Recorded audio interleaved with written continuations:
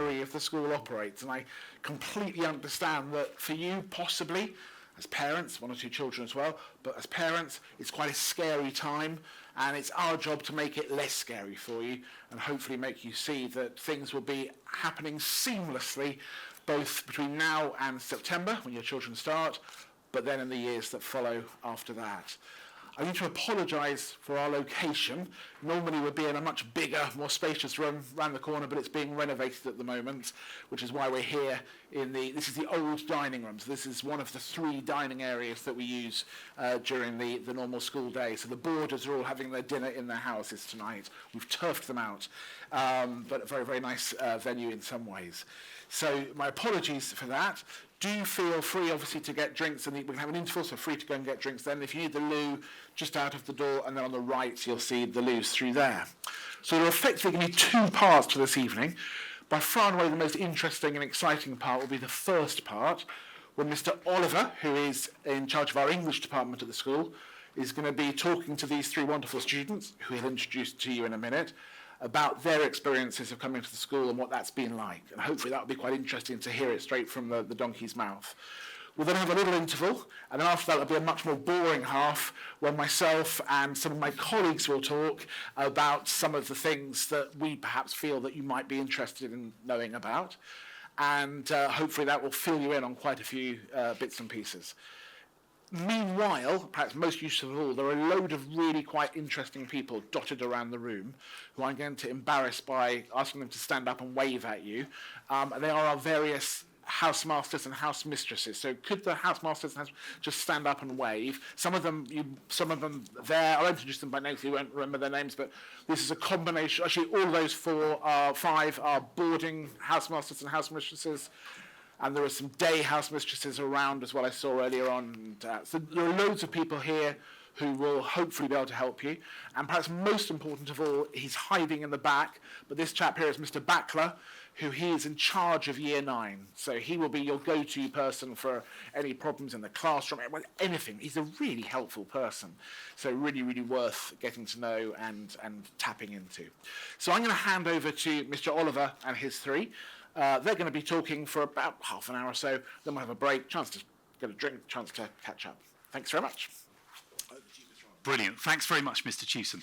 And I hope now and at all stages of the evening, you'll be able to hear me and my esteemed panel who will speak up and project as well as we can. So we'll take about 20 minutes to talk about the students' experiences. And though I, as a member of staff, know Bede Senior School to be a kind and dynamic and supportive and encouraging place, my experience is actually quite irrelevant. Your young people will want to know from the students here who've experienced Bedes for themselves in the last few years from the perspective of a student. So we have boarding students' experiences and also day experiences as well. So I'm going to introduce the students in a second, and I'm going to launch into a series of questions, hopefully addressing the questions that you have. First of all, about the transition phase and settling in, making friends, feeling part of the school, that you belong here. We'll think about what the house system is like here and how that works and how we organise it. Aspects of the school day that might need some adjustment for anyone coming in here. How we help get the best from our students and find their talents, and then some golden memories that our students have from first year, whether or not they're recalling it from 2 or 3 weeks ago, or even from 4 or 5 years in the case of our lower 6 student. After that, especially if I've done a pretty poor job of drawing out of these students what they think about their experience, we will have some chance for questions from you as well before we head to a break in about 25 minutes' time. So first of all, I'm going to introduce our panel, and then I'm going to launch into a few questions. So I'm really thrilled to have them with us. Obviously, they're delighted to be speaking in front of a group of strangers with very little preparation about this, but I think their experiences are very typical of all Bede students, and we've tried to cover all areas. So first of all, over on this end here, we've got a first-year student who's a current boarder in Dorm's house called Angus, so we're really pleased to have Angus with us. We've got fresh from 2 mock exams today in English and chemistry. We brought Misha back for some more, as she's in Crossways house, she's a boarding house. And then finally on the end, we've got Rom, who is in the lower 6th in a girls' day house, Bloomsbury. So hopefully we'll cover all experiences that we might have. So first of all, I want us all to think about that settling in phase. that transition phase. When we first arrive at Bede's and everything seems a bit big, a bit scary, what does the school do to make that as easy as possible, as kind as possible, as nice as possible? So, Angus, you're still in the first year, so this should be fresh for you.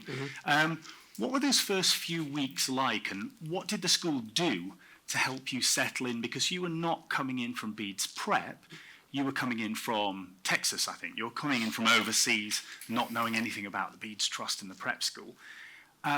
What did we do to kind of help that transition? Well, there's quite a few things that we did. We played football down on the AstroTurf pitch that we have. We play football in the MPH, and on the first Sunday, everyone inside the house that's there on the Sunday plays games. We get the weekly boarders in to play with us in the MPH. Sometimes we go out and we have games in-house. We have certain activities that we can set up, like ping pong, pool, and we kind of make 2 teams and do a kind of competition throughout the day. And Misha, your experience is very much a boarding experience as well. And I think, if I've done my research, you were coming in from our prep school. Is that correct? Okay, you were coming in from our prep school. And what did your house do? You're in Crossways House, it's a girls' house. What did they do to help kind of you fit in and feel like you belonged early on and you felt comfortable here? I think one of the things that they did was have us meet up in our tutor groups before everyone else showed up. So we came in early and we got kind of acquainted with the people in our tutor group before we went into the whole house meeting, because that helped us so we had someone who we knew, or we knew our tutor at least, before we had to go meet everyone else. Yeah, so you've got several people you can meet up with. And then Ron, you're in lower sixth in a day house, so a different sort of experience where you're not sleeping here every night. How did that work for you when you came here, if you can remember that time in the first year, but I know you came back in sixth form, and that again feels like a fresh start. So how did that work for you maybe in sixth form, that transition phase? I think it was a bit easier and less scary almost, because like sixth form feels like a whole new thing. Whereas first year, there were a lot of events organised, like to stay late and do like pizza movie nights with different years. So it felt like when you did go into the house, you knew people in other years, because you don't spend as much time with them as you do in like a boarding house. So it feels like more of a community. Yeah, and I know all of our students, whether they're coming in from our prep or other prep schools, will probably experience some kind of pastoral house system. I think here, probably as in other schools as well, it's not just the colour tie you wear, the colour skirt you've got. It's not just a building to go in. What does house give you, Misha, at this school? What does it actually give you beyond just a place to be? And how do we organise that here? I would say it gives you a real sense of community, in the way that if you ever need anything, there's probably someone in the house who can help you, whether it's with your homework or with something you need or that you've forgotten. There's probably someone who has something that you could use, if not the thing you need, but in replacement. And Rom, obviously you're in a day house, so you are spending less time in school. Who is within house your first point of contact? If you've got any issues, any concerns at all, who would that be for you? Well, I have my house mistress, Miss Newbury. She's really important in the house day to day, because it feels like she's obviously a teacher, but she's also more of like a family figure, because like Blooms, we call ourselves a family. But also the head of house, Betsy, she's also a really good point to go to, because it's a more kind of relaxed feel to the conversation. Excellent. And I want to go to you about tutors, Angus. So we have a tutor here who doesn't teach you for an academic subject, chemistry, biology, English. So what does a tutor do for you?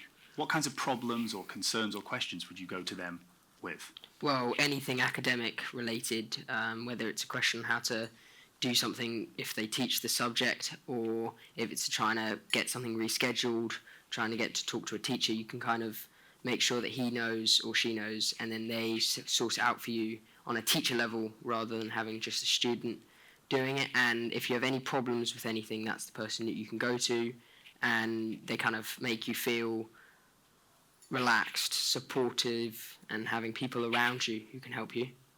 Right, okay, so that tutor's that first point of contact, that person who knows your birthday, who knows what your interests are, who knows when you've done your prep or not, who knows what things are going on in your life. But it's not just about the tutor, I think. Several people in here perhaps are involved in peer mentoring.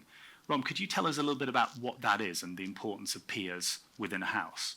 So I'm a peer mentor to one other girl in Blooms, and I think it's just a nice thing to have for both of us, just to know other people in other years, because it's sometimes hard to mix because there's so many people. So it's just helpful to give them advice, because like I've been in her position, like she can come to me with any problems, like academic, friends, sport, like anything that she's worried about, or anything she's like happy about, even just like brag.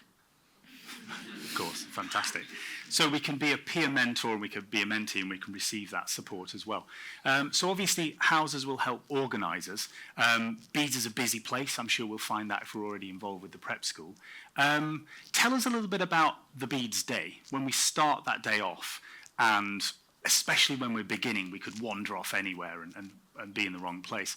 How does, I suppose, your tutor help point you in the right direction at the beginning of a day, or to make sure that you know what's going on in school? Presumably for you, Angus, that's still quite important at this point, in that you're finding a way. So how would the day start for you as a boarder? Well, usually we'll get woken up around 7:15 to 7:30, quite lightly, usually with 10 minutes to go before we have to get out.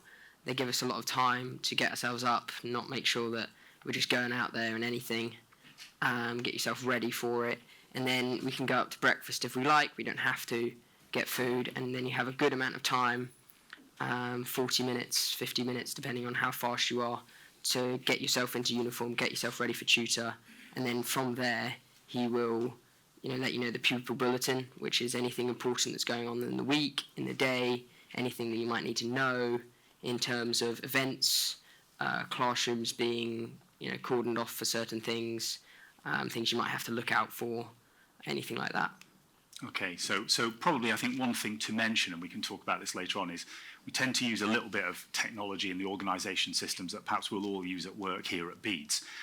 Though before we get there, mobile phones are not going to be seen around school during the school day. I know that's a hot topic often that will come up at the end. How does that work, Ron, for a day student, that start of the day when you first come in and receive messages? Talk us through that first part of the day. Well, I usually get into school around 8, and I see my tutor, which is at the back, Mr. Renison. Hi. I get in, and we'll get notified if there's anything to look out for or anything we need to do.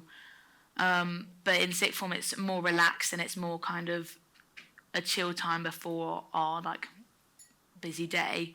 But in the junior school, it is more kind of just helping you guide you throughout the day, and if you have any questions, it's just an authority figure to look up to. Yeah, excellent. Okay, so I just want to, I think, wind back a little bit on that house system. How else does those houses make you kind of belong, or feel like you belong to, say, Crossways or Dorms or Bloomsbury? Is there anything that's really distinctive to your identities in those houses? I'm trying to get at what it is beyond a building that you've got. I think I'm going to go to Misha for this to start with. I would say that the main thing that made me feel like I belong in the house was the first house competition, which was where we have to split into different groups, and it's randomized groups from everyone across different years.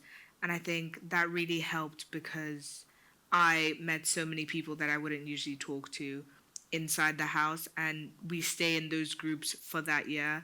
So it's not like you're seeing them once and then you're not talking to them again, but you're becoming more friendly with those people, and then that can be kind of changed into how you act with them in the house, and that just makes you get to know a lot more people and makes you feel more comfortable in the place that someone like me as a full boarder calls home for most of the year.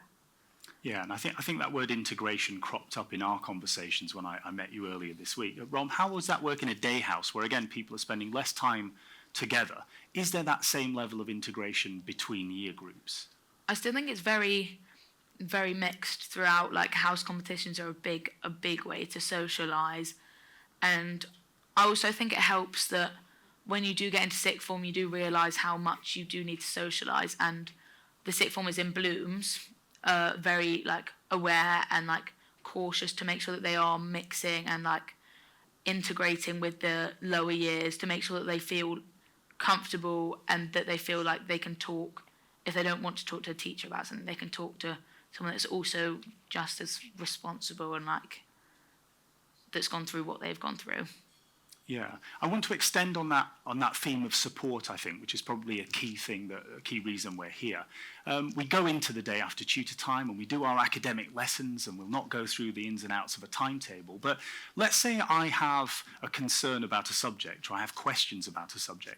Where would I go with that here? What kind of support is available for me in an academic subject? I'm going to go to you, Rom, again, because I think that probably in the lower sixth, you're seeking that out at the moment.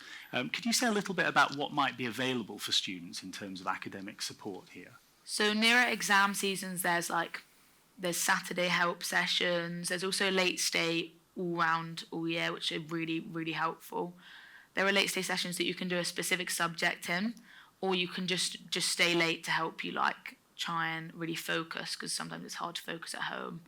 But there are also, in Blooms, we have people that are really good at maths, for example, and you could go to them for your maths homework, and it'll be known that like if you're struggling with maths, you can go to that person, they'll help, or stay late and help you with your homework or any questions. Yeah, so one option is at the end of the day, you're either a boarder, in which case you might be in a supervised prep session, or if you're a day student, you would have that option of a late bus service to come along to an extra session run by a teacher or indeed by some students and receive that support as well. I won't ask any of our students about this, but the LE department as well is a really thriving department at Bede's, and some students might have one-to-one or small group support with that as well. I think I heard earlier on, particularly with dorms, a really interesting scheme that we've got in dorms at the moment in terms of your prep. So you're what's called the green at the moment in terms of your prep. Tell us through what green, amber, red means in terms of prep and your duty in the evening. So usually we'll have prep at 5:20, and there, if you're in the junior years, year 9, year 10, you have to go out and have it supervised. But if you're in green, which means you have high effort scores, so when they come out with reports you're excelling, then you're trusted to do your homework inside your room, and you're allowed to just stay in there instead of having to go out and be supervised. However, if you're in red and you're in an upper year, then you have to come out and get it supervised because you're not trusted enough to do it in your room. See, and we just know Angus is in green, don't we? He just gives off that feeling. Fantastic. So I suppose there's ways that we have of kind of making sure that we monitor students and whether they're working and doing their prep well, but support is available also. I'm going to move a little bit beyond that now and talk a little bit more about how Bede's gets the best from you. Now, I do know, having talked to these pupils, that we probably could do a Q&A on sport and cricket alone, for which I would be wholly unqualified. But I know that you guys are on the sport pathway for cricket, so certainly you came to Bede's with that talent, or you were curious about it. How else does Bede's give you a chance to try different things when you come here? I know we'll have students coming here who already know what they love, but we might have students who haven't quite found their thing yet, and I wonder, how does that work? Misha, could you say a little bit about how we give that opportunity to try things and how that would work in the school day? I would say we get that in many different ways, because I play hockey and I mainly started hockey at the school from the prep school, and I think because I started enjoying it, I was given more opportunities to play, because as Mr. Oliver said, we have pathways, which is where you do it as a lesson as well, which was nice. Then you could develop in that area. And you can also try new things, because in year 9, I never did Model UN. But then when I moved into year 10, I decided to start doing it. And if I wasn't given that option, I don't think, or given kind of knowledge of what it is, then I don't think I would have done it as an activity. Okay, so we've come on to the sort of activity programme there, which is something that perhaps might be new to students coming into the school. Angus, could you say a little bit about what the activity programme is and when that happens in the school day? Yep, so after lunch at around 20 to 3, we'll have activities which can be a range of things. It can be sport, like football, cricket, or it can be zoology. So there's a lot of things for every single person that they can do. Obviously, there's the mix of invite only, which is for the kind of people who are elite in the sport.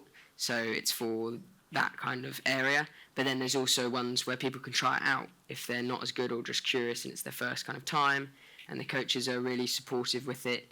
And the teachers take these activities and they help you with learning on what that activity is and enjoying it.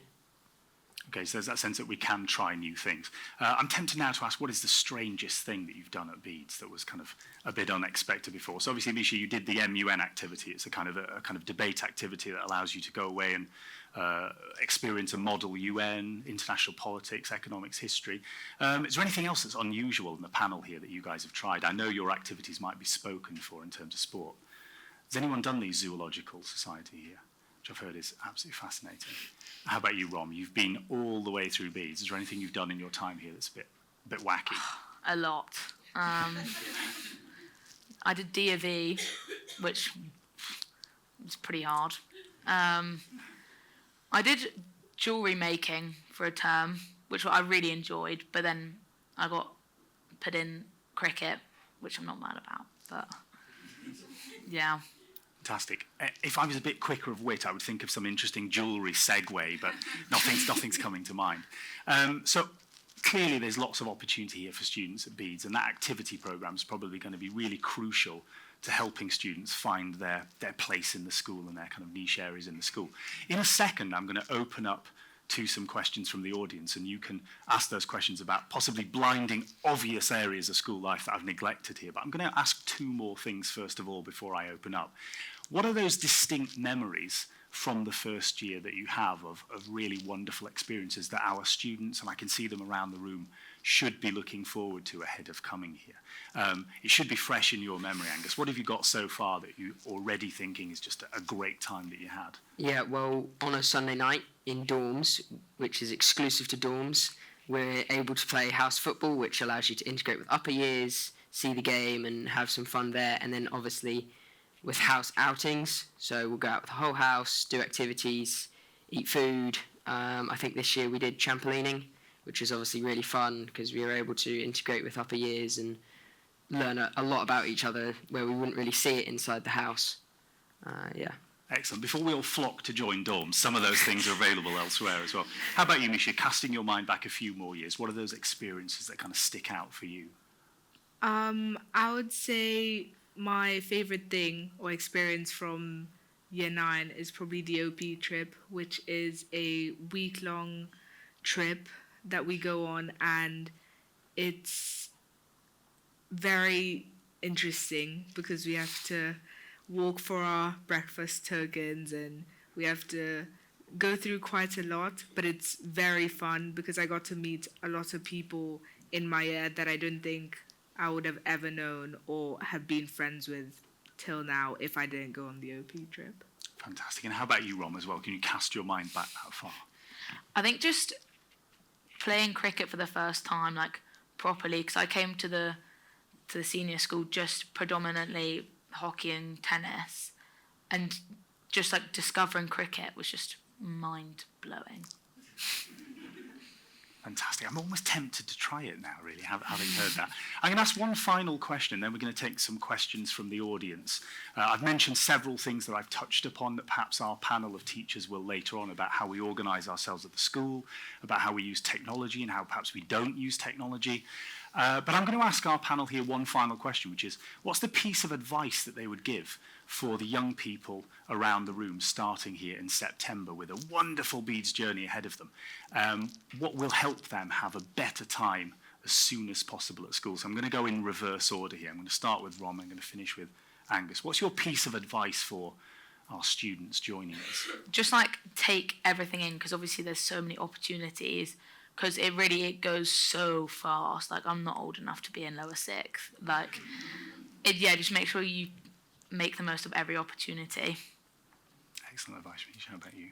I don't think I could agree with Ron more because it's literally like you blink and I'm in year 11 now. So I would say take in every opportunity and try every opportunity that you're given, because even though you think that, oh, I won't like it, it could end up probably being something that you do for the rest of your time at Bede's. Fantastic. And finally, Angus. You just got to get out there and try new things, even if you're not really sure about it. Just got to go for it, and if you don't enjoy it, then you don't enjoy it. But it could be something that you want to do for the rest of your life, and it could be something that you blink and you miss. And that's the beauty of not dorms. Other houses, aren't Yeah. they? Yeah, fantastic. Well, hopefully everybody's raring to go now and ready to come to us and give it a go in an enthusiastic, supportive environment. And I suspect that before we head off at the break there, you might be able to catch one or two of us for specific questions if we haven't addressed things. But I'm going to hand it over to you for a moment. If there's a specific question you have that you want to ask our panel just before we give them a standing ovation before the break, please do pop your hands up and make that question clear. So we've got one question down here. See if we've got another question as well elsewhere. So we're going to start with one down here, and perhaps other questions will arise. I think probably we could take two or three. Yeah. Thank you. You've talked about the boarding houses and day pupils. Where do the day boarders fit in? Excellent. Who on our panel wants to take that? And if not, I could do that. Fantastic, Angus. Thank you. So the day boarders will fit in. They'll come just like a day pupil, but it is easier for them to stay late because they have their own house which they're able to be in, and you have a day cloakroom. So that means that's where you can store your stuff inside your house. You get your room, and you're allowed to go anywhere in the house, and you're just able to integrate with people in the boarding house. So you just stay. When you stay late, you're able to stay in house, do prep in house without having to go to more of a classroom setting. It's much more relaxed, and you're able to sit, on maybe a comfier chair than you would in a classroom. Fantastic. And able to partake in the house events and enrichment as much as you want. Can we just have a quick show of hands from our boarding HMs? So boarding HMs, could you put your hands up really high so that if you need to speak to a boarding HM after the break, you can do that, and they will be able to talk about day boarders a little bit more. So thanks for that question. We've probably got time for two more. Mr. Renison is rather impishly putting his hand up here. He's a teacher at the school. I wonder what he wants to ask. What are some of the opportunities for performing arts in the school? What a brilliant question. What a marvellous question from one of our strongest and most well-known and celebrated departments. We don't have any actors, I suspect, on the panel, though they're very good performing. Who wants to take that question about the opportunities for performing arts? Maybe, Rom, if you take that, your tutor will be really, really happy with you. Well, there's Legat for the people that are like strong dancers, and that's quite a full-time commitment, but it's really good, I've heard. There's also annual. There's either a play or, oh my God, what's it called? Cabaret. Yes, cabaret. Either a play or cabaret, so that's biannually, and there's also lambda lessons, singing lessons, music lessons. It's a very big part of the school that a lot of my friends do, and they really enjoy. Absolutely, and Mr. Renison is in the corner there if you want to speak to him about performance later on as well. Any other questions? I think we've probably got time for one more before we have a break. So we've got one question over here.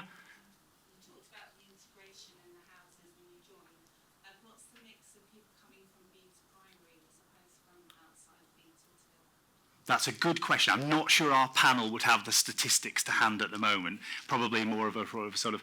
Mr. Chewson might be able to address that exactly later on. Yeah, I'll cover it later on if that's okay. Fantastic, we'll do that. So thank you so much for those questions. You probably will be able to ask a few more of our panel, but I hope that's given you some sense of how welcoming, encouraging, supportive and positive a place Bede's is from a student perspective. Can we all give our students a huge round of applause before we have a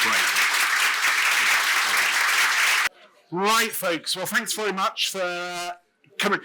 I would say you're very well behaved coming back so efficiently, although there's a big row of empty seats at the front here, which points to the sort of rabble of parents we've got who instantly go to the back of the room. So now, as I said, we're going to move on to the second part of the evening, where I've got three colleagues here who are going to answer a few questions and perhaps burrow into the on, but give you perhaps the fuller answer. And often the children don't necessarily see what's going on behind the scenes, so they can perhaps help fill that in. Also, I introduced earlier on the 5 boarding HMs, housemasters and housemistresses who are here. The various day HMs are here as well now. And I'm going to ask them just to wave. Some of them are outside talking to people outside, but I can see Mr. P&A at the back there, Miss Newbury. Are there any other day HMs who I can't see? They are around outside as well, so the various day HMs. And then the other person who is here, who might be hiding somewhere, is Mr. Young, who is head of LE. Oh, he's outside. Mr. Young, who's head of LE, Learning Support, Learning Enhancement. So if he is somebody you want to talk to, he is around as well. So I'm going to perch down. As I said, my name's John Chewson. I'm the deputy head. I've been here for a long old time. I've got 3 wonderful colleagues here. I've got Paul Juniper, who oversees the boarding in the school. So he is in charge of all the boarding and all the various boarding houses. He also teaches science and also runs the school zoo. So he has a nice range of different responsibilities. Sitting next to him is Nick Driver, who teaches maths, but he's here because he oversees the various day houses within the school. So he's in charge of all the day students, and he also is a person who's very, very good at looking after children who have made bad decisions and who perhaps need to have those bad decisions pointed out to them. And then next to Mr. Driver is Tanika Jackson, who's here because for 2 reasons, really. One, because she's a fantastic tutor, so she's perhaps doing the stuff that we will talk about. But in her previous life, she was also in charge of one of the girls' boarding houses for a short while, standing in for somebody else, did a brilliant job of running a girls' boarding house for a while. So she can perhaps give a bit of insight into that. And while she's not being a fantastic tutor and running a house, she teaches business studies rather fantastically as well. So I've got various questions for the chaps, and I'm going to pick up on some of the things that were said earlier on. So there was a lot of talk from the students about houses and the importance of houses. I'm very conscious of the fact that some parents will be absolutely comfortable with what that means and some are still not quite sure. Perhaps, Paul, you could kick us off. How many houses are there? And very briefly, what do those houses mean in terms of the day-to-day organisation for their students? Okay, right. Thank you very much, John. Well, we've got 10 houses across the school, and they're split up into 6 boys' houses and 4 girls' houses. So on the boarding side of things, we have 3 boys' houses and 2 girls' houses, and the same in the day side of the school. And within the house, you'll have between 60 and 80 children. And those children are looked after by an HM, a housemaster or housemistress, a deputy housemaster or housemistress, and then a team of tutors. On the boarding side of things, we have 1 tutor for around 10 students. And we also have a team of house managers and matrons as well, because we have to make sure that we have overnight care for the pupils and medical care for the pupils as well. So there's a team of professionals within the house that are providing the pastoral support for those 80 or so children. So Tam, you're attached to a house now. Which house are you attached to? So I'm currently in a day house, night's house. So that's a boys' day house. That's a boys' day house, yes. And you have a tutor group within that house? I do have a tutor group of 8 currently. And what year group are they? They're in year 10 at the moment. Fantastic. I bet they're beautifully behaved and lovely all the most time. days. Fantastic. So as somebody who's not the leader of the house, what's your involvement in that house and how much are the children seeing you on a day-to-day basis in and around the house? So as a tutor, I like to call myself the first responder, really. I'm the first person they're introduced to when they join the school. But on a day-to-day basis, I'm sort of the first person they see to start the day. At 8:20, when tutor time starts, so that is the start of the day, I'm the one who registers and how was the weekend and how is the day going, and sort of the first person to find out what is happening and how they're feeling. But not only that, but as tutors, we are also doing duties in-house as well. So we go to house, we're there at break time, we're there at lunchtime, and we help to give the biscuits out, but also to make sure that behavior in the common rooms is also good and that everyone's happy and you know there's a community and they feel like they can belong as well. So your relationship isn't just with the 8 boys in your tutor group, it's with the 80 boys in the house as well? Yes. Fantastic. And you talked there about being a first responder in terms of the student themselves. Does that also extend to their parents, would you say? Yes, I think communication is quite important for tutors, because sometimes when you have pupils join the school when they are new, it could be a bit difficult for them to say how they feel or if they have any questions. Sometimes they think some questions is not important enough, so they don't want to ask it. And as tutors, we try to build that relationship to make sure that they do feel like they can just ask their tutors anything, no matter if it's, I don't know where I left my bag yesterday, or I don't know where to find my maths classroom. They can ask any question, but you're there to communicate with the parent to say, okay, what did little Johnny come home and say yesterday? Is everything okay? And so communication is really important to make sure that both parents and tutors are working together and that pupils feel like they are heard. So I'm guessing with the 8 students in your tutor group, some of them you'll have a very close relationship with the parents, hear a lot from, some possibly not so much, and the parents leave you to get on with it. Would that be a fair? Yeah, I think that would be a fair assessment. I try to communicate at the end of every half term and the start of every term with parents. Is there anything new? Anything happened over Christmas? Anything I should be aware of? And it's always good to keep that communication going. Some parents will only communicate if they have a question, or if they're not sure about what's happening. I got this email about, is this for me? Should I? And some parents will just communicate when you reply to them, and they kind of go, off you go, Miss Jackson will look after you. Miss Jackson will let me know when you're good and when you're bad.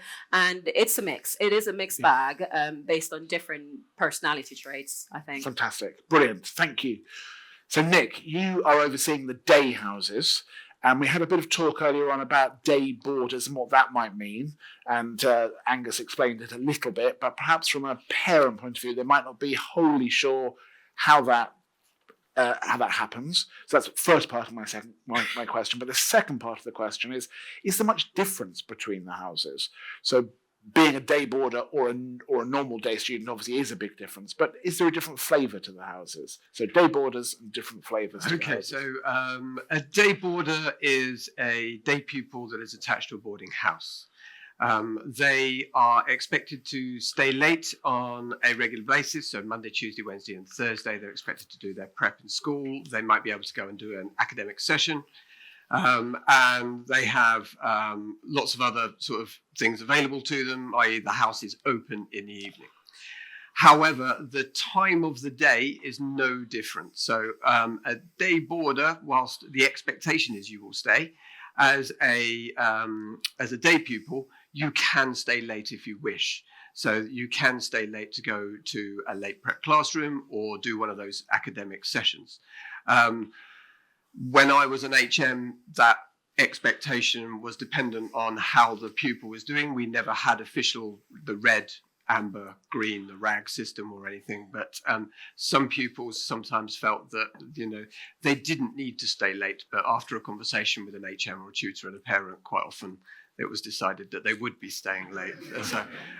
So there's not much difference in that time. What is late? What do we mean by late? So staying late is, so there's a 5 o'clock roll call in whether it's boarding or day.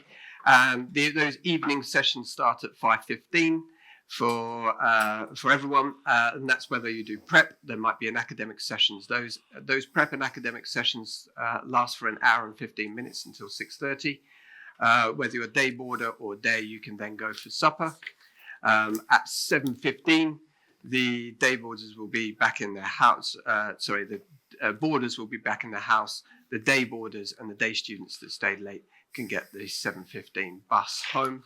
But that's an express service. It's not necessarily the full bus service, but it will get some, if that's something that your child wishes, it will get you fairly close to home. So the normal buses go at 5, and the evening buses go at, or the later buses go at 7:15. Perfect, fantastic.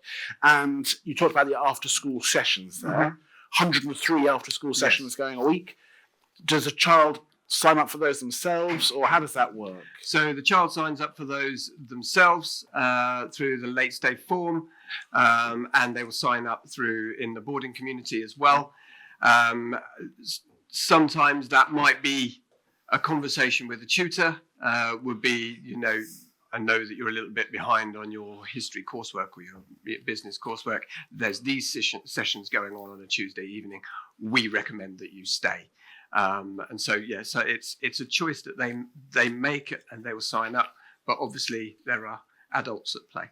And second part of my question. Yes. Difference in the houses. So there is a difference between being a day board Yeah. and a normal. But from what you're saying, I can do quite a lot of the evening stuff anyway within a normal day house. Yes. But is there a big difference between the individual houses? Would you say? So I'll take the day community, for example, apart from the gender, obviously.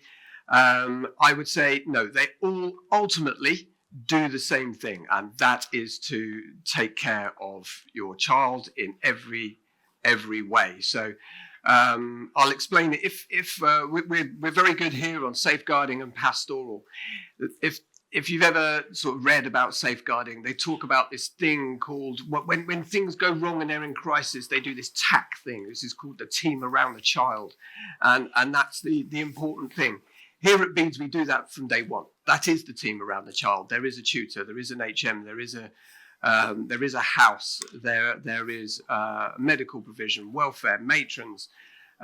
We have counsellors at school. So everything is looked after them, and their academics as well. So their academic side of their school will be reported on, and that will be used in order to create that inertia and see that improvement. So ultimately, no, but of course, yes, they do have a different vibe and a different feel depending on the HM. So the goal is the same, but they might get there in a different way. If your HM is a huge snooker enthusiast, he's going to put a pool table in the common room. I have personal experience of doing such, so that the pupils can play pool. Of course, that doesn't happen in another house where perhaps snooker or pool isn't quite as such a big thing. So no, there isn't a big thing. What I will say is that pupils find belonging in those houses, a huge amount of belonging. I honestly, I've said this before, that if you put a cardboard box on the lawn, call it cardboard box house, and I put them in there in September, you might not be best pleased, obviously, as parents. All right, but after 2 weeks, they will come home saying, I love cardboard box house. It's the best house you'll ever. I absolutely love it. And they love their house because they love the friendships that they create, and they love the feel and the care. And regardless of how a pupil behaves, they know that we care for them. We might be grumpy with them sometimes, but it comes from a good place. Brilliant, thank you. Paul, I want to ask you about how we settle pupils in at the start. There was a question earlier on, incidentally, about the proportion of students who are coming from our own prep school versus from other schools. The answer to that is it's about a third. About a third of students will come from our own prep school, about 2/3 from other schools. And those other schools are a huge range of other schools, local, far away, overseas, state schools, independent schools, all sorts of different places. And my experience is that very, very quickly, the barriers fall down. So you might know for the first few days that a group of students were from the prep school, know each other, but very, very quickly that is forgotten about, and there's much more of a sense of everyone knowing each other, which gets down to how we get people to get along. The children spoke a bit about that earlier on. A lot of sport, a lot of games, a lot of competitions. Perhaps from a more technical point of view, Paul, what are you doing in there to make sure that when those children arrive in the boarding houses and the day houses, the HMs, the staff, are able to look after them and help support them as best they can? Sure. Well, it actually starts long before we start in September, really. So all the way back in June, we have some special events. So in the boarding community, they take place on a Saturday, where we have families in with their children, and they get to experience the boarding house, to meet the other people who are going to be in their year group. And we have lunch on the lawn, we get tours of the school, we get to take part in some activities as well. And parents, you get the opportunity to really get to know your HM who's running your boarding house. There'll be a series of talks on that day where you'll find out about lots of interesting things like uniform and the school rules and that sort of stuff. And then the correspondence will then start coming from the house on quite a regular basis. So before we come back, you'll get a welcome email from the HM telling you all about their house and the activities that are going to be happening. And for pupils, particularly in the boarding environment, you could be a long way away from home. You need to have people around you who are going to support you. So from a pupil point of view, we have a buddy system for every boarder. where there'll be a buddy from a year or two above them to show them around the school, to make sure they can get to their various lessons, to get them to various important places like the medical centre or the sports hall, the swimming pool. They'll be able to be shown around and know exactly where they need to go. And that buddy will take them to their first few lessons on the first few days as well, and make sure they're getting to the right places at the right time. And then there's also a sixth form mentor. So you heard about the mentor system a little bit from our pupils earlier on. And the sixth form mentor is there to support some of the younger pupils, somebody that they can go to a little bit more of an informal way if they've got any worries or concerns. Within the boarding house, the main point of contact is going to be the tutor. The tutor is going to be that conduit between home and the pupil and the school. And we really think in boarding that it's important to talk to the tutor regularly through either email or on the telephone. Your tutor will be writing to you and telling you how your son or daughter got on in the first week. But you need to be getting in contact with that tutor and talking to them and dealing with the small things before they turn into the big things, really. So first point of contact is the tutor within the boarding house, and that's very similar in the day community as well, as Tamika was just explaining. So it's clear that sense of knowing the children as well as it's possible to know them is a crucial part of all of that. Absolutely. I think the other person who's, well, the team of people that are critically important within the boarding community are our team of house managers and matrons who are very much like the mums and dads in the house. We have some matrons as well working in some of our boarding houses, and they're absolutely fantastic at providing that care in the evening, having those informal conversations, just checking in with people and making sure that they're feeling that they're being looked after. Good. Nick, anything different in the day house that you'd add to that? Not particularly. I would mention, though, that the start of the year is not boring by any stretch of the imagination, right? So we do start lessons in the first week, but before that there are sports, and just after that there are, as they said, that the amazing race, there are house competitions, there's so much going on in all of the houses. And the day HMs will send you a document at the beginning of term to say, like, the first 2-week program, so that you can get them organized, because it is a bit crazy, but in a great way. It is that start that creates those sort of moments for everybody to, I'm coming here, I'm going there, I'm doing that, can you come with me, you go with me. And it's that kind of atmosphere that's created at the start that in the day community is just so important. And obviously I'm a teacher, I'm a maths teacher, being in classrooms, very important. But young people being with each other and finding their first few steps in a brand new school when you've got 18-year-old students around is also equally important. And having that time at the start where they can do a variety of different things. Mr. Backler, head of Year 9, puts on a session in the afternoon for them, which is sort of games and quizzes and things for them to all mixed up in groups, and they go around for a whole sort of, the first years go around for an afternoon, and it's little things like that. It's the wackiness of Bede sometimes, which I absolutely adore. Fantastic. Tam, I want to move on to you next. So I want to ask you a question with your tutor hat on, but also with your teacher hat on. So obviously we care hugely about children being happy. Of course we do, but we also care about them doing well in their qualifications at the end of the thing. We're very pleased when the value-added figures came out last year. We were very, very high in those, top 50 or so in the country out of 3,000 schools who do A-levels. So that's a pretty impressive achievement. Children are moving on very, very far from where they might be expected to end up, is really what that means. How? What is it that's going on that makes that happen from your point of view as a tutor and a classroom teacher? So with academics, pupils are given reports. And with those reports, it's very, very easy to find those areas of where am I excelling and where do I need to perhaps spend a little bit more time in.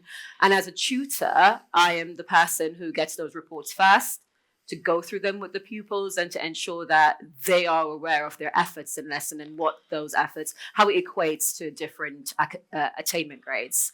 So before those reports, before they even go out to parents, as a tutor, we can then decide together about what the next best steps are. And so, I teach business and economics, but I have learned a lot about color merge over the last couple of weeks because of just helping with, okay, let's organize for photography. We need to spend more hours taking our photos and doing more color merge. And let's go to a support session on Tuesdays and let's get that done. So as a tutor, you're very involved and you know exactly the pupil's academic progress. But then you also know that, okay, you need to go outside and run and play some football. So you need to do activities as well on Tuesdays in activity time. So you're encouraging them to work better by not necessarily working all the time, but by getting the right balance. It's like 100, that's the word, balance. Fantastic. And so that focus, that's a slightly unfair question I'm going to throw at you now, but obviously we get judged by exam results. Do you feel as a teacher that it's all about exam results and nothing else matters in the school? No, I don't think that would be fair of me to say anything else. I think exam results are very important, and I think it's especially from my experience of, when pupils come to this is the GCSE, I chose it, I want to do it, and I want to study for A level, so I need to get this grade. And that is important. But also there needs to be a balance, as we just spoke about. So if you love netball, then we're going to encourage you to go out there as well and take that as an activity.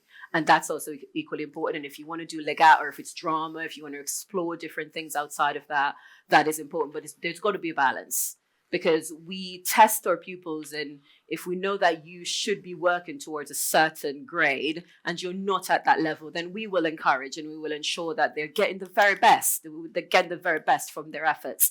And so if that's not in place, then we'll put support in place to help with that. But young people need balance, and they need to be able to explore new opportunities and to find their new passions. And that's something that we do really, really well here at Bedes with the co-curricular program. And so pupils are allowed to explore those opportunities, but also do the very best they can in lessons. And that's what I really like about Bedes as a school, is it's not just focused on let's get A stars or let's get A. It's doing the best you can and getting the best out of the education holistically. What activities have you been involved with that you've particularly enjoyed being involved with? Oh, I'm netball just straight through and through.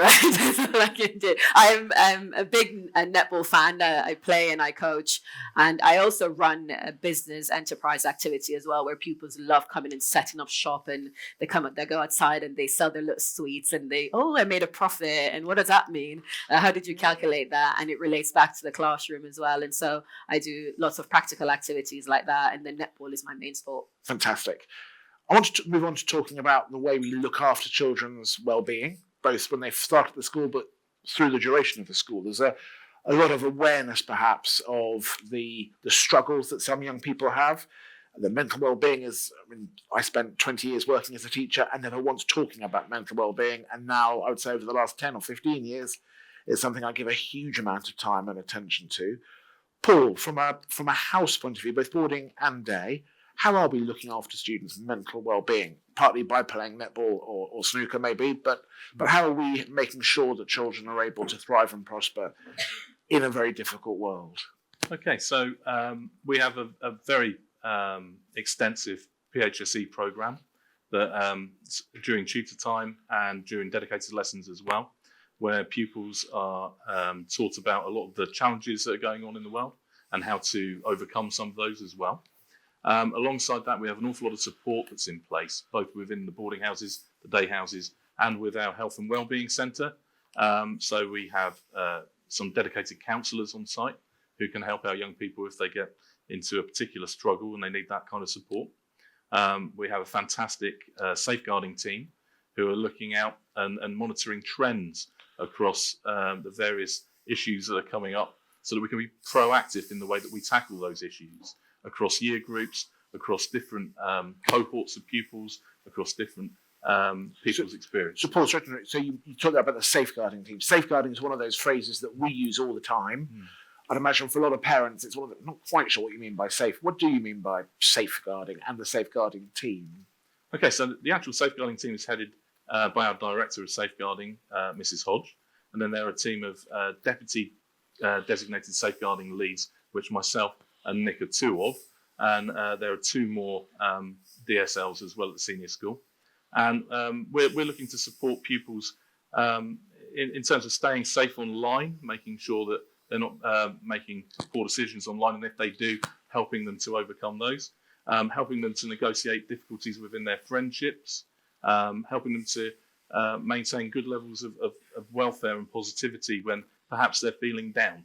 So there's lots of discussion and support for pupils when they're having little difficulties within their own personal welfare, but also we're there to help if there are bigger issues that crop up, and we can support young people through those more difficult issues that might. So you were sort of drawing a differential there between the big issues, the big headline issues, but also the day-to-day issues that affect everybody at some time, and all of those are things that you're looking at and covering. Yes. Fantastic. So in terms of the team, there are 2 full-time safeguarding people whose whole focus is on safeguarding. There are, how many teachers are involved as DSLs? 3 of you as There's 3 more on top of that. There's 2 at the top. Yeah. So that's fantastic. And then, of course, every teacher is involved as well. Absolutely. And how many counsellors do we have at the school? At the moment, we've got 1 full-time and two part-time counsellors. Fantastic. And how many people are working in the medical side of things? So in the medical centre, if we include our part-time staff, we've got 6 staff working in the medical centre. Yeah. And they're working really closely alongside our house managers, who are very well-trained matrons. And then we have another 10 matrons across the trust as well. Plus we have overnight care with 2 night matrons who work right the way through the night. So we have care 24/7. So if I'm a boarder and I get ill at 10 o'clock at night, what happens to me? So it depends what kind of illness that we have to deal with. But if you've got a headache, you're going to go to matron. They're going to probably advise you to have a glass of water to start with, administer some paracetamol if the water didn't work, and send you off to bed. But if there's something more significant, then you can go to stay in our refectory and be looked after by one of the night matrons. So there's two night matrons, Keith and Sue, and they've got bedrooms set up specifically for looking after unwell children. So if we have somebody who has a high temperature, they're going to monitor them and check their temperature right the way through the night, make sure that they're safe. If there are any concerns that go beyond the remit of the night matron, then they will take them either to outpatients or to A&E and make sure that they get that medical care that they need. During the daytime, we've got nurses on site, and we also have our GP surgery 2 times a week on site as well. So, Nick, is this just for boarders or day students as well able to access the medical? Obviously not the nights, but the rest of the medical provision and the counselling, absolutely. And is it something which children are using fully, would you say? Yeah, I do. I'd just like to go back on a couple of things, in that one of the reasons you asked Tamika is why we do so well, and it's knowing the pupil so well, and that communication with you is really helpful. When no pupil is going to have a perfect timeline from here up to here when they finish. There are going to be issues. We document those issues and we have those conversations, those healthy conversations with you. I would also say that we will be unforgiving in applying intelligent pressure, whether that be pastorally with friendships, whether that be academically, because we are confident that we know that we're going to have the relationships with you, but also we're going to catch them when they fall. And that's really important to know. It means that we can push in the right places when we need to. And that provision or that documentation, putting things on something we call My Concern, it's shared intimately, not with everybody, and then it's we can take a lot of actions and we can bring you involved as parents. We can bring the pupils involved as well if we need to, and we can target the response that we need for every particular child who we know, as placed like us, is different and will have a different journey. So I want to go back to the opportunities that are available for children who are finding things difficult. Yeah. So there's the whole industry that Paul's described in terms of the medical centre and the nurses and the counsellors and the safeguarding team.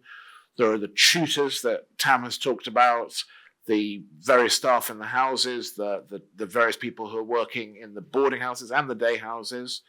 And there are other people. My secretary, for example, is a honeypot for children who are finding things a bit difficult and who come and stop her from doing any work for me, which is great because it's far more important than just looking after children who are finding things hard. But there seems to be a lot of opportunities for children who are finding things hard. And it leaks out to everywhere. Everybody finds their sense of belonging. My daughter is finishing her career here this year, and she loves drama.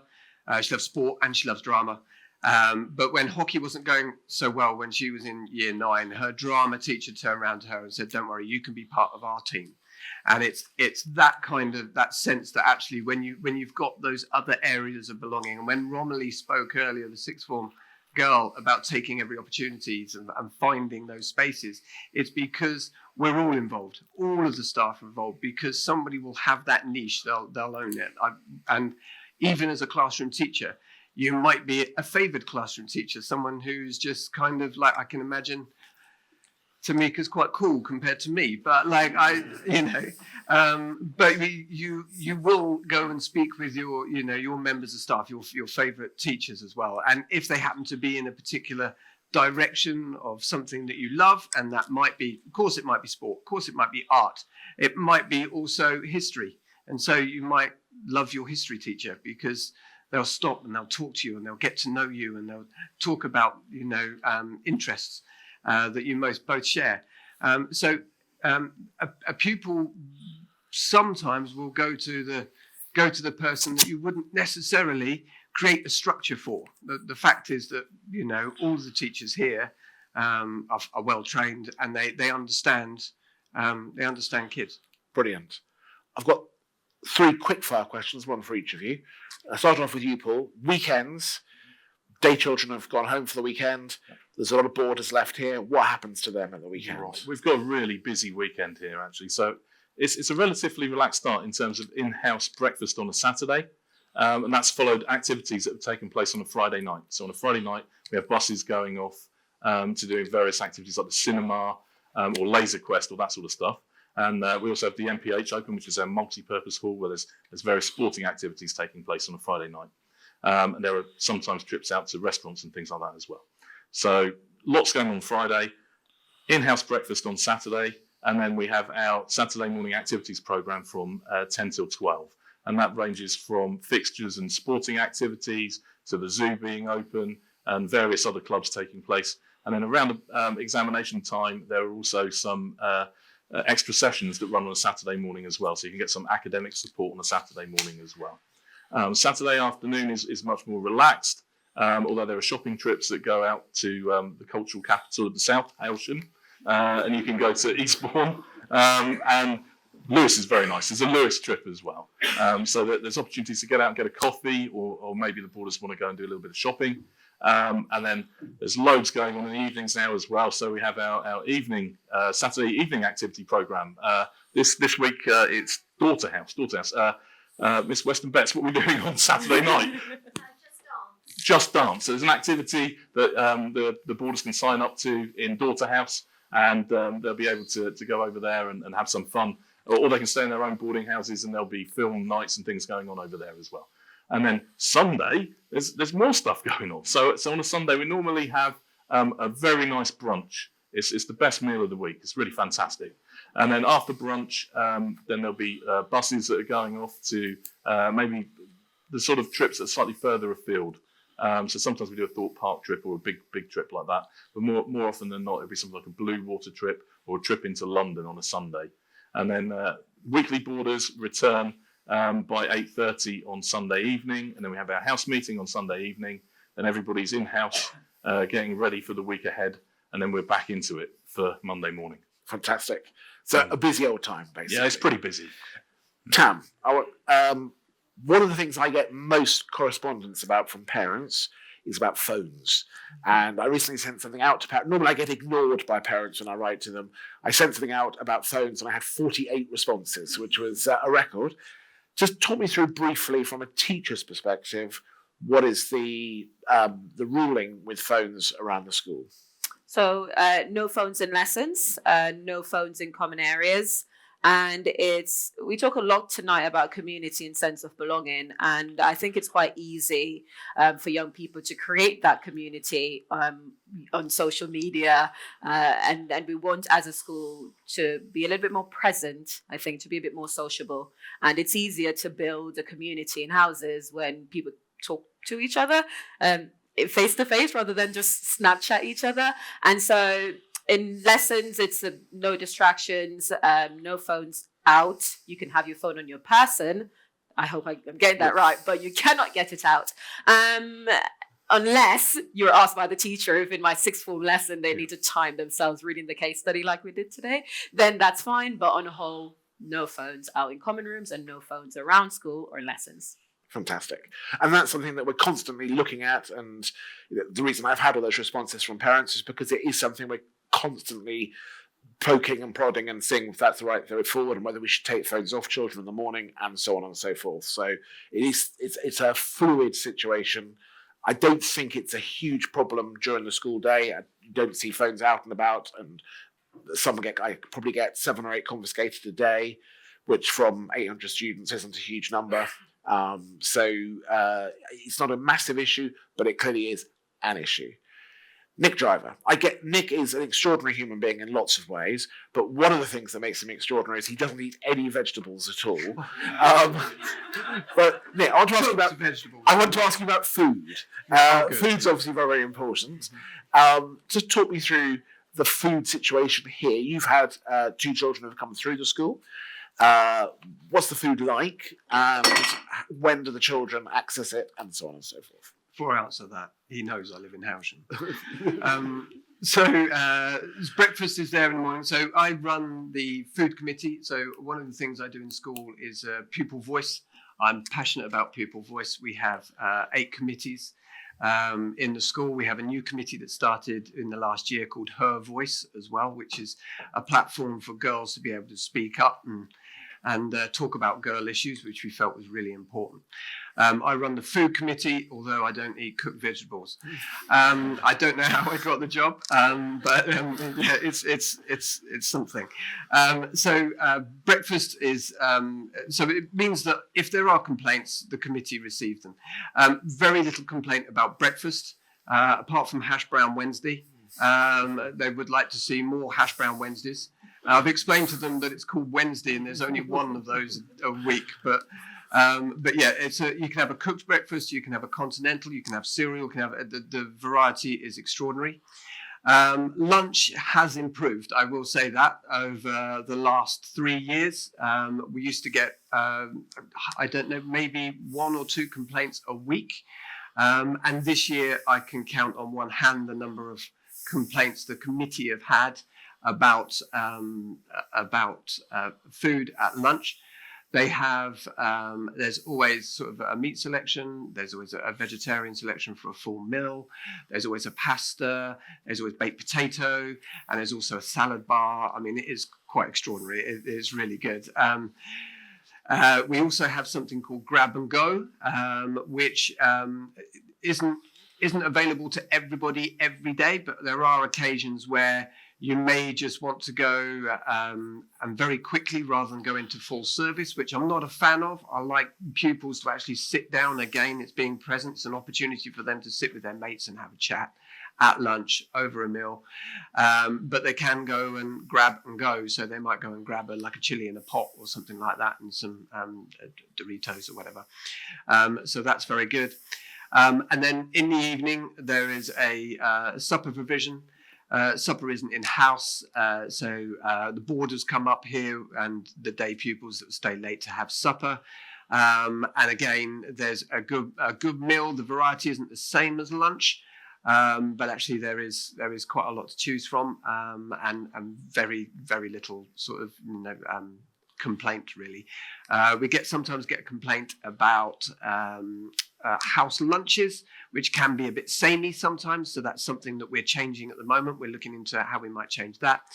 There might be that the water has run out a bit too soon and nobody's sort of gone and filled it up again. So we've discussed that in the last sort of month or two, and that's changed, and there's plenty of water for those lunches. It just needed a restock, or somebody just to tell the kitchens, just have a voice, pupil voice. And one of the other ones in the evening is for the boarders mainly. They can have a takeout, can they, on a Tuesday? On a Tuesday, obviously, the other one that comes in is they'd like that Tuesday, Wednesday, Thursday, Friday, Saturday, but that's it. So I'd say the food provision is brilliant, and I have had the odd vegetable one. It was really nice. I would concur. I think the food is fantastic. The vegetables in particular are lovely. Well, thank you very much for your fantastic answers.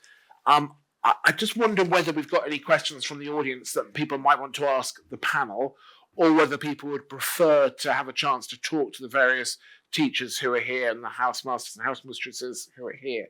So if anyone's got a burning question they'd like to ask now, which might be applicable to everybody, maybe thrust an arm into the... Yes, one over there. Lady there, yes, please.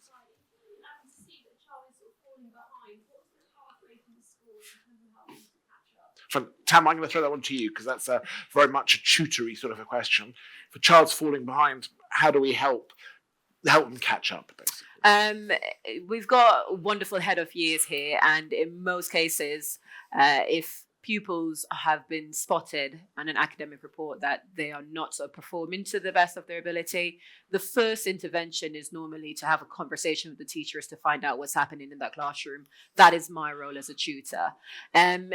In most times, they will be, okay, well, let's get them to some sessions or academic sessions, which run in the afternoons from 5:15 to 6:30 is typical the point of call for pupils to go and receive that extra support, because it could just be that they need extra support from the teacher. If it's something a little bit more beyond that, heads of years will step in. There are different things that could happen. It could be putting on a report if it's a focus on prep. It could be other intervention, not just evening support sessions, but lunchtime support sessions as well. Or if it's learning enhancement that's needed, those conversations will happen as well, and then Mr. Young will have a conversation with him, and that will be looked at. But the main thing is that there's a team of the tutor communicating with the teacher, and the teacher passing on information to heads of years, and everyone being involved to sort of create the right plan going forward. Brilliant. Thank you, Tam. I think the gentleman in the corner had a... Well, just a quickie, thank you very much. Do you think the school will introduce flexible? Paul, can I pass that to you? Well, we're in a very fortunate position at the moment in that we tend to fill our boarding houses up, so we don't have to offer flexi boarding because the beds are all full. I think that if we found ourselves in a position where we had empty beds, then we would offer flexi boarding, but right now it's not on the table, I'm afraid. Thank you. Lady down here, please. Thank you very much for a great panel discussion.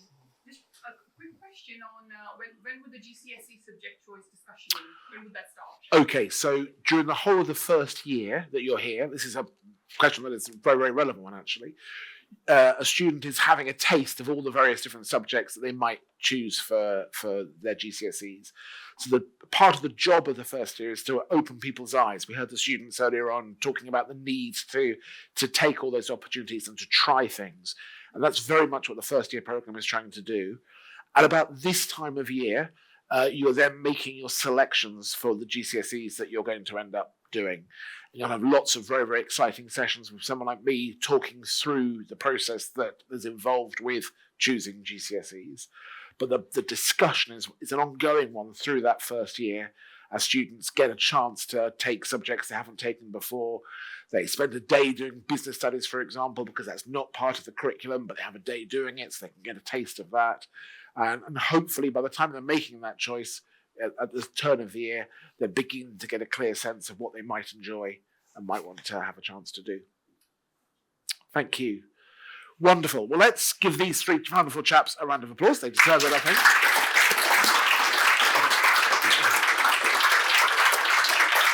And I realise you'll want to be getting home to eat supper or whatever, but we will be around if you'd like to talk to us. And I'm just going to ask my colleagues to stand up so that you can see who is a teaching colleague here.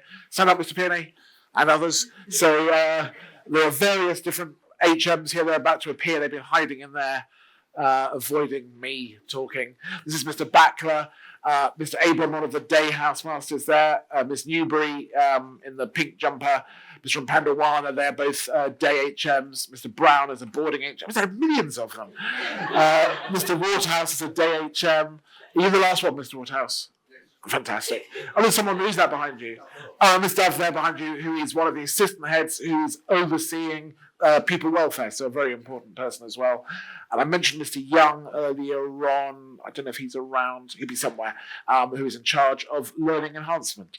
So do grab those people, really, really useful people to see. It's wonderful to meet you. I'll be seeing a lot of you over the next 5 years, I hope. And thank you very much for coming this evening. Thank you.